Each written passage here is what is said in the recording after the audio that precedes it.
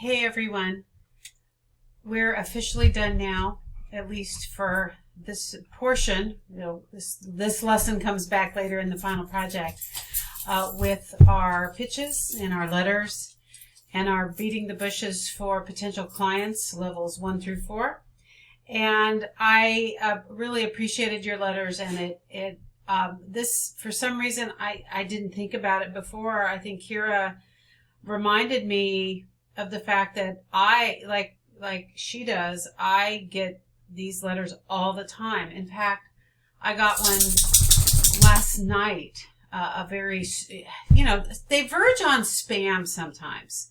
And I guess the idea would be the less you look like spam and the more personal and specific and formal and respectful you are, the more likely it is that you're going to get some kind of results from your letter.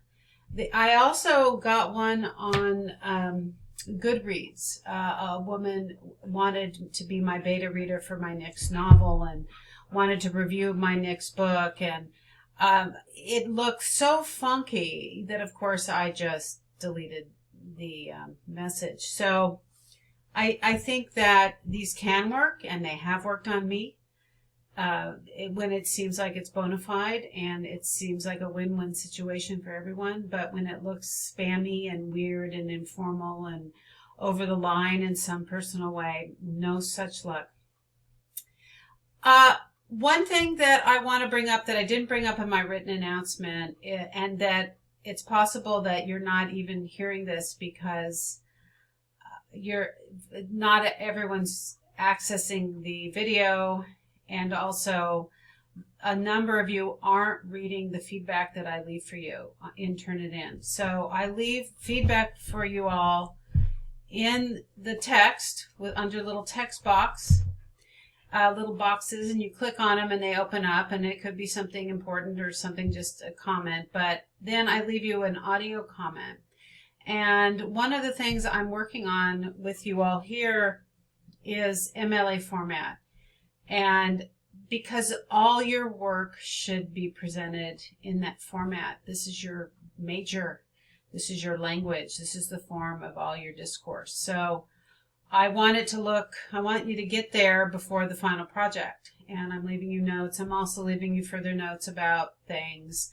What happened this week, for some reason, is that a few of you didn't complete the full prompt from either the assignment or the discussion board. And it sort of reminds me what happens in emails sometimes, that I notice that people read the first paragraph of my email and then not the second. And then I have to write back and say, yeah, thanks for that information about the first paragraph. Could you now read, and then I have to paste it again and make sure and I'm probably guilty of doing that kind of thing myself.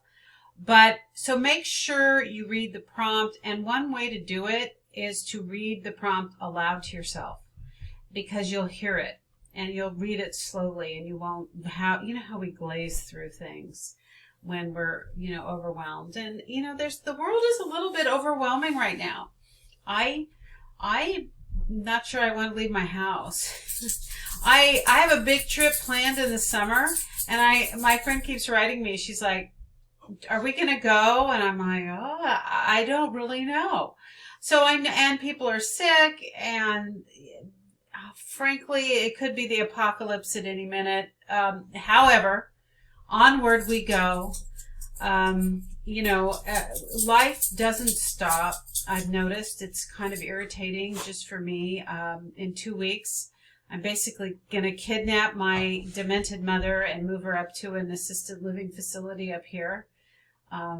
And I've got everybody in the world helping me, my friends and relatives, but she just didn't accommodate my schedule.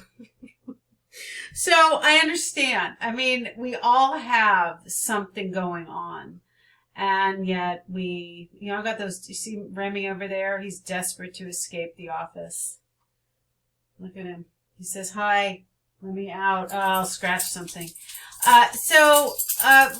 Just my advice is keep a steady strain, as my one of my best friend's dads said, and I use it all the time. And we were talking a lot about planning and scheduling.